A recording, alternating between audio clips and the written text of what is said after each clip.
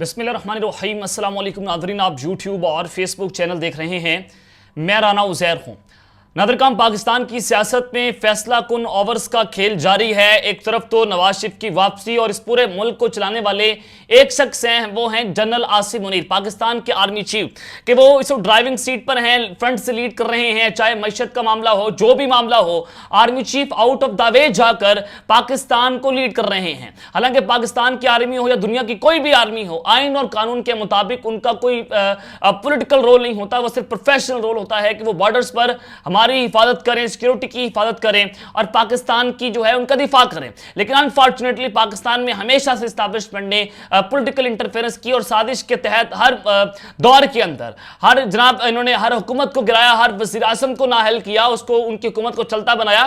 तो ये बहुत सारी चीजें जो है वो माजी में होती चली जा रही हैं। लेकिन इस सब के अंदर कुछ बड़ी खबरें जो हैं वो आज निकल कर सामने आई हैं। सबसे पहली खबर पर आज हमने बात करनी है कि army chief general Asim Munir ने एक बार फिर से बहुत बड़े फैसले कर लिए हैं। सबसे बड़ा फैसला क्या है? तीन बड़ी खबरें जो आप तक पहुंचानी है। सबसे पहले कि DGISI lieutenant general Nadeem Anjum जो हैं, उनके हवाले से बहुत बड़ी खबर आई है, उनके हवाले से बहुत बड़ा फैसला कर लिया है। अगले DGISI कौन होंगे, इस हवाले से तमाम तर डिटेल्स आपके सामने रखनी है। और साथ ही जो DGCISI हैं, मेजर जनरल जो फैसल नसीर साहब हैं, वो जनाब बड़ी मुश्किल के अंदर फंसे हैं, उस हवाले से भी तमाम तर डिटेल्स आपके सामने रखनी है। और फिर दूसरी जानिब जो GHQ है, उधर से जनाब अगले वज़ीर आज़म के नाम का ऐलान हो चुका है, वो सबूत आपके सामने रखना है ताकि आपको अंदाजा हो सके कि जनाब अब अगला वज़ीर आज़म कौन है, GHQ में क्या फैसला हुआ है, बंद कमरों में क्या सूरत हाल है। और सदर पाकिस्तान ने फिर कप्तान की पीठ पर आखिरकार छुरा जो है वो घोंप दिया है और एक बार फिर से अपने कप्तान के साथ सदर ने गद्दारी कर डाली है। ये क्या सारा माजरा है, इस पर भी बात करेंगे। लेकिन अगर आपने चैनल को सब्सक्राइब नहीं किया, चैनल में सब्सक्राइब कर लें, बेल आइकन को दबा दें। आने वाली तमाम तरह अपडेट्स आपकी खिदमत में बर वक्त पेश होती रहें। नाज़रीन, army chief general Asim Munir जो हैं वो तुर्किया के दौरे पर हैं और ये दौरा बड़ा अहमियत का हामिल है क्योंकि army chief general Asim Munir Pakistan की मईशत को संभालना चाहते हैं। हालांकि इनका काम नहीं बनता, इनकी डोमेन नहीं है। ये आउट ऑफ द वे जाकर अपनी रेड लाइन को क्रॉस करके, आइन को तोड़कर पाकिस्तान के लिए सारा कुछ किया जा रहा है। ताकत जो है वो इनकी बरकरार रह सके। ताकत चूंकि इनके हाथ से निकलकर एक सियासतदान के हाथ में जा रही थी, तो सियासतदानों को कमजोर करने के लिए आर्मी चीफ ये सारा काम कर रहे हैं। और फिर दूसरी जानिब army chief general Asim Munir ने तुर्किया का सरकारी दौरा किया। आर्मी चीफ की तुर्क सदर फौज के कमांडरों से मुलाकात भी हुई है और मुलाकातों में फौजी और दफाई तावन बढ़ाने पर तबादला ख्याल किया गया। और army chief general Asim Munir ने कहा कि पाक तुर्किया ताल्लुकात मजबूत और हमेशा कायम रहेंगे। पाक फौज तुर्किया फौज को तावन फराहम करने के लिए हमेशा तैयार है। और ISPR के जो उनका प्रेस रिलीज है, उसके मुताबिक आर्मी चीफ ने वहां की वज़ीर दिफा, वज़ीर खारजा और दीगर आला हुकाम से मुलाकातें भी की हैं। और जो वहां के सदर तैयब उर्दवान है, उनसे भी उनकी 1-to-1 मुलाकात हुई है। और आर्मी चीफ का तुर्क बरी फौज के हेडक्वार्टर अहमद पर पुरतपाक इस्तकबाल किया गया। और army chief general Asim Munir को चाको चबंद दस्ते ने गार्ड ऑफ ऑनर जो है वो भी पेश किया है। लेकिन जनाब अब जो पाकिस्तान की सूरत हाल है, वो सदर जो है उनके गर्द घूम रही है। सदर पाकिस्तान जो है वो क्या इलेक्शन की तारीख दे सकते हैं या नहीं दे सकते, इस पर बहस जारी है। अगर देंगे तो जनाब नून लीग और पीपल्स पार्टी और इलेक्शन कमीशन ने यह बात मानने से इनकार कर दिया है। आज अहमद मीर साहब ने कहा कि अगर सदर पर अपनी पार्टी का दबाव है तो इलेक्शन कमीशन पर PDM की जमातों का दबाव है। यानी कि एक इदारा जो है वो जमातों का दबाव लेकर इलेक्शन की तारीख का ऐलान नहीं कर रहा। तो इट मीन्स के पीपल्स पार्टी और नून लीग पाकिस्तान के अंदर इलेक्शन नहीं चाहती। और पाकिस्तान के अंदर जो अदम इस्तेकाम पैदा हुआ है, उसकी सबसे बड़ी वजह ये तमाम पोलिटिकल गैंगस्टर्स हैं और ये तमाम इदारे हैं जो पाकिस्तान को इस नहज पर ले आए हैं। तो जनाब आज साबिक सेक्रेटरी इलेक्शन कमीशन है कमर दिलशाद, उन्होंने कहा है कि सदर की दी हुई तारीख पर अमल न करने का इलेक्शन कमीशन का स्वाबदीदी इख्तियार है। इलेक्शन कमीशन सदर की तारीख काबिल अमल तस्वर नहीं करेगा और सदर तारीख देने से मुतालिक इलेक्शन कमीशन को डिक्टेट नहीं कर सकते। और उन्होंने कहा कि कानून के मुताबिक इलेक्शन कमीशन इंतखाबात की तारीख देने का मुजाज है। इलेक्शन एक्ट का सेक्शन 57 के मुताबिक भी इलेक्शन कमीशन तारीख देने का इख्तियार रखता है। लेकिन जो पाकिस्तान का आइन है, उसकी जनाब आइन आर्टिकल 48 की शिक 5 के मुताबिक सदर पाकिस्तान इलेक्शन की तारीख का ऐलान कर सकते हैं। एक्ट जो है वो छोटा होता है, एक्ट जो है सुप्रीम आइन के अंडर आता है, आइन सुप्रीम होता है। तो आइन इस बात की इजाजत देता है सदर को कि वो इलेक्शन की तारीख का ऐलान करते हैं। लेकिन मीडिया के ऊपर स्टेट नैरेटिव बनना है। मीडिया पर वही शख्स बात करेगा जो जनाब सदर को डिग्रेड कर सकता है, जो एस्टैब्लिशमेंट या इदारों के जो है वो उनका नैरेटिव मीडिया के ऊपर जो है बिल्डअप करेगा। तो जनाब ये आपके लिए समझने की जरूरत है कि किस तरह से मीडिया जो है उसके जरिए आपका जो है वो ब्रेन वॉश किया जा रहा है। और ये जनाब दूसरी जानिब अब मामला जो है वो सदर के पास पहुंचा। देखें, सदर पाकिस्तान चाहते तो वो इलेक्शन की तारीख का ऐलान 8 सितंबर से पहले पहले कर सकते थे, उनके पास ये इख्तियार था, लेकिन उन्होंने नहीं किया। मैं आपको उस वक्त बता रहा था कि सदर पाकिस्तान विकेट के दोनों जानिब खेल रहे हैं, वो बड़े घर को भी खुश कर रहे हैं, वो इमरान खान को भी खुश कर रहे हैं। वो इमरान खान को कह रहे हैं जनाब मैं तो इनकलाबी हूं, मैं तो आपके साथ खड़ा हूं। बड़े घर वालों कहते हैं जनाब देखें मैं आपके साथ खड़ा हूं, मैं आपकी कही बात पर अमल कर रहा हूं, मैं इलेक्शन की तारीख का ऐलान नहीं कर रहा हूं। सदर ने इलेक्शन की तारीख का ऐलान नहीं किया। अगर वो चाहते, अगर वो इमरान खान साहब इतने लॉयल थे, वो आइन के साथ इतने लॉयल थे, वो चाहते कि जनाब पाकिस्तान में इलेक्शन होने चाहिए, तो 8 सितंबर को इलेक्शन की तारीख का ऐलान करते, सदर पाकिस्तान सुप्रीम जो है वो इलेक्शन कमीशन को ऑर्डर जारी करते और फिर ये मामला सुप्रीम कोर्ट के अंदर जाता। लेकिन जनाब ये सारा कुछ ऐसा नहीं हुआ है। अब सदर पाकिस्तान ने जनाब इलेक्शन जो है वो की तारीख का तो ऐलान किया, जिसमें 6 नवंबर की तारीख है। सदर पाकिस्तान ने 6 नवंबर की इलेक्शन की तारीख का ऐलान करती है, लेकिन इसमें एक बहुत बड़ी वारदात डाली गई है और सदर पाकिस्तान ने इमरान खान की बेसिकली पीठ पर छुरा घोंपा है। वो कैसे घोंपा है आपके सामने रख देता हूं। सबसे पहले सदर पाकिस्तान ने चीफ इलेक्शन कमीशन को एक खत लिखा और कहा कि जनाब 6 नवंबर की इलेक्शन की तारीख जो मैं तजवीज करता हूं, दी नहीं तजवीज की। उन्होंने कहा कि आप सुप्रीम कोर्ट से जो है वो रुजू करें, यह भी जनाब साथ उन्होंने कहा। तो इलेक्शन कमीशन ने सदर मुमलिकत के खत का जायजा लेने के लिए कल इजलास जो है वो तलब कर लिया है और राय ने यह बताया है कि कल ये इलेक्शन कमीशन जो है कंदर सुल्तान राजा की ज़ेर सदारत एक मुशावरती इजलास होगा और इजलास में सदर पाकिस्तान की आम इंतखाबात की तारीख देने की तजवीज़ से मुताल्लिक खत का जायजा लिया जाएगा और इजलास में इलेक्शन कमीशन की लीगल टीम ब्रीफिंग देगी। और ये जनाब सारा कुछ आपके सामने है कि अब जो इजलास होगा। और फिर दूसरी जानिब मैं आपके सामने रखना चाहता हूं कि सदर मुमलिकत जो है उन्होंने जनाब 6 नवंबर की तारीख जो है वो तजवीज़ नहीं की है। दराई ने इस बात की कंफर्मेशन कर दी है, वो जरा आपके सामने मैं रख देता हूं। जब सदर पाकिस्तान ने कहा है कि सदर का इख्तियार है कि आम इंतखाबात के लिए 90 दिन के अंदर वो तारीख मुकर्रर करे। आईनी जिम्मेदारी पूरी करने की खातिर चीफ इलेक्शन कमीशनर को मुलाकात के लिए मदऊ किया ताकि आइन और उसके हुक्म को लागू करने का तरीकाकार जो है वो वज़ा किया जा सके।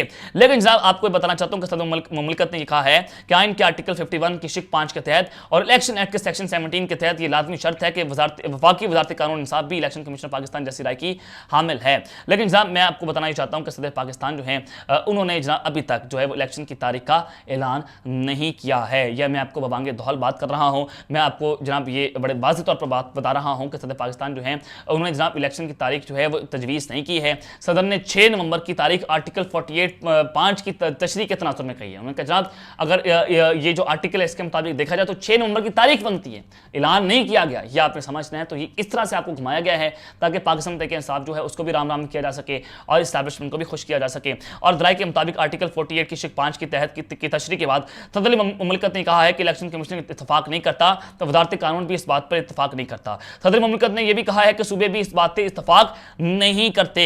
दराई ने कहा है कि सदर मुमलिकत ने इलेक्शन कमीशन को सूबाई हुकूमतों से मुशावरत करने और इलेक्शन कमीशन को सियासी जमातों से मुशावरत करने को कहा है, जबकि आरिफ अलवी ने इलेक्शन कमीशन को अदालत से राब्ते करके तारीख का ऐलान करने के लिए रहनुमाई लेने का भी कहा है। ये जनाब एक बारीक बात डाली गई है जो मैं आपको समझाने की कोशिश कर रहा था कि तारीख का ऐलान नहीं किया गया बल्कि आइन की तशरीह की गई है कि अगर ना हुआ तो कोई नहीं, ठीक है, खैर चलेगा। तो ये चीजें आपके लिए समझना जरूरी है कि सदर पाकिस्तान किस तरह से विकेट के दोनों तरफ खेल रहे हैं। और फिर जनाब दूसरी जानिब जो इस army chief general Asim money जो हैं उन्होंने जनाब 2-3 बड़े फैसले कर लिए हैं। एक तो उन्होंने मैशत को चलाना है, वो सब कुछ आपके सामने, वो बात मैं रिपीट नहीं करना चाहूंगा। लेकिन GHQ से एक अगले वज़ीर-ए-आज़म के नाम का ऐलान हुआ है। अगला वज़ीर-ए-आज़म कौन होगा ये आपके लिए समझना जरूरी है। देखिए नवाज शरीफ की अचानक वतन वापसी की राह हमवार हो गई है और उनका ये मुतालबा था कि इमरान खान को जेल के अंदर डाला जाए, लेवल प्लेइंग फील्ड दी जाए, वो मुतालबात मांगेंगे। और दूसरा मुतालबा आपके सामने मैं ये भी रख देता हूं कि उनकी शर्त है, उनकी ख्वाहिश है कि उनके आने पर जनरल बादशाह और जनरल फैज हमीद को भी गिरफ्तार किया जाए और साबिक चीफ जस्टिस को भी गिरफ्तार किया जाए ताकि जनाब जो उनके खिलाफ जो कुछ किया गया वो अपनी आग को ठंडी कर सके। ये जनाब ख्वाहिशात भी की जा रही हैं। लेकिन आखिर क्या ऐसी वजह है कि GHQ को ये सारा कुछ करना पड़ रहा है? आज हुआ क्या, आज एक वारदात डली, आज हुआ क्या कि जियो न्यूज़ के ऊपर एक तरफ एक स्क्रीन पर जनाब chairman peoples party Bilawal Bhutto जो तकरीर कर रहे थे और दूसरी तरफ जो अतातर पाकिस्तान मुस्लिम लीग नवाज की 4th लीडरशिप जो है जो जनाब 3rd लीडरशिप है वो मीडिया से गुफ्तगू कर रही थी। अब आवाज अगर आप देखे जाए तो आवाज चलानी बनती थी जो चेयरमैन पीपल्स पार्टी है बिलावल भुट्टो की। अगर वो पार्टी के चेयरमैन हैं, वो पार्टी के लीडर हैं, तो उनको ज़्यादा दिखाया जाना चाहिए बानिस्बत जनाब 3rd लीडरशिप के जो पीपल नून लीग की है। तो लेकिन हुआ ये कि जियो न्यूज़ ने बिलावल भुट्टो की आवाज़ को बंद कर दिया और अतातर की गुफ्तगू चलाया गया। तो ये इशारे जो है वाज़ेह हैं कि GHQ जो है वो अगली जमात कौन सी जमात को आगे लाना चाहते हैं, किस जमात को तैयार किया जा रहा है। पाकिस्तान मुस्लिम लीग नवाज जो है उनमें से अगला वज़ीर-ए-आज़म होगा और नवाज शरीफ जो हैं उनके हवाले से जनरल आसिम ये सोच रहे हैं कि जनाब यही वज़ीर आज़म होंगे और इससे प्रेशर भी कम हो जाएगा। अब जनाब ये चीज़ें आपके लिए समझना जरूरी है कि GHQ जो है उन्होंने आज अपने इशारे जो है वाज़े कर दिए हैं कि अब उनकी जानिब से कौन सा बड़ा नाम सामने आने वाला है। अब नवाज शरीफ वतन वापस आएंगे, जस्टिस कादी फायदा ईसा जो हमें चीफ जस्टिस बनने जा रहे हैं वो जनाब उन्होंने उनको प्रोटोकॉल भी दे दिया गया है, तो उनके बाद पॉलिटिकल डायनामिक्स तब्दील हो जाएंगी और फिर उनको रिलीफ भी मिलेगा और नवाज शरीफ दोबारा से वतन वापस आएंगे और फिर जनाब उनको रिलीफ मिलेगा और वो पाकिस्तान के अगले वज़ीर आज़म होंगे। ये जनाब अब तक का प्लान है जो मैंने आपके सामने रख दिया है, लेकिन एक प्लान ये ताकतवर बनाते हैं और एक प्लान मेरा अल्लाह बनाता है, तो होना वही है जो अल्लाह चाहेगा। तो जनाब दूसरी जानिब आर्मी चीफ साहब ने जो दूसरा बड़ा फैसला किया DGISI के हवाले से और मेजर जनरल फैसल नसीर साहब के हवाले से, इन दोनों के हवाले से खबरें चल रही थी कि इनके इख्तलाफात बढ़ गए, इनकी लड़ाइयां शुरू हो गई हैं और ये खबर सबसे पहले ब्रेकिंग मेजर आदिल आ जाने, जिसके बाद ये खलबली मची, चमगैयां हुई सोशल मीडिया के ऊपर जो है वो हलचल मची, ताकतवर जो है बड़े परेशान हुए कि साहब ये खबर जो है कहाँ से लीक हो गई है। अब इस खबर के लीक होने के बाद इस पर जो डिस्कशन हुई तो उसने साबित कर दिया कि जनाब हाँ ये इख्तलाफात तो पाए जा रहे हैं, इख्तलाफात तो हैं, जो डिस्कशन मीडिया के ऊपर भी की जा रही है, सोशल मीडिया के ऊपर भी जनाब बांगे तौल की जा रही हैं। तो जनाब एक चीज़ तो ये कि DGISI जो है इमरान खान से मुज़ाकरात के ख्वाह हैं, लेकिन उनकी बात नहीं मानी जा रही। मेजर जनरल फैसल नसीर जिस तरह से एंटी-PT काम कर रहे हैं, इमरान खान पर कातलाना हमले का मुबैना तौर पर उन पर इल्ज़ाम है, इन्वेस्टिगेशन में बात की जा रही है, अरशद शरीफ पर कातलाना हमले पर मुबैना तौर पर उन पर इल्ज़ाम है, तो इस तरह की उनकी हिस्ट्री जो है वो आप सबके सामने है। तो जनाब दूसरी जानिब मेजर फैसल नसीर साहब जो हैं वो नहीं चाहते कि DGISI जो इनको एक्सटेंशन दी जाए। उन्होंने कहा कि जनाब मैं मुस्ताफ़ी हो जाऊँगा अगर आप ये काम करते हैं, तो ये सारा मामला अब ये जो है वो धमकियाँ दी गई। अब इन दोनों में इख्तलाफात जो है बड़े, जो नैरेटिव जो है सोशल मीडिया पर बनता है। अब उसके बाद पाक फौज इसकी तरदीद कर देती है, ऑफिशियल तरदीद नहीं की गई, लेकिन जो है वो अपने कुछ लोगों के जरिए इसकी तरदीद कर दी गई, लेकिन ISPR ने इसके ऊपर कोई प्रेस रिलीज जो है वो जारी नहीं किया कि हमारे फौजी अफसरान के दौरान कोई इख्तलाफात पाए जा रहे हैं या नहीं पाए जा रहे, कि यह प्रोपागेंडा है, कि यह सच है। इसके ऊपर ISPR ने अभी तक कोई प्रेस रिलीज जो है इसको जारी नहीं किया है। अगर जनाब ऐसा होता भी है तो वो अफसर उसको अगर कोई अपने अफसर के जो है वो ऑर्डर को अबे नहीं करता, यानी कि DGCISI major general Faisal Naseer वो DGISI को रिपोर्ट करते हैं और DGISI आगे वज़ीर आज़म को जो है रिपोर्ट करता है, तो DGISI इनको हटा भी सकते हैं। अगर ऐसा नहीं होता, अगर जनाब मेजर जनरल फैसल नसीर जो हैं वो जनाब इनकी बात नहीं मानते, तो इस सब के अंदर मैं आपको बताना चाहता हूं तो उनको घर भेजा जा सकता है, लेकिन ऐसा मामला हरगिज़ आपको देखने को नहीं मिलेगा। और फिर एक्सटेंशन के मामले के ऊपर बात हो रही है कि DGISI को 1 साल की एक्सटेंशन दे दी गई है और ज़राए ने यह बताया कि army chief general Asim Munir ने DGISI को क्या एक्सटेंशन दे दी है।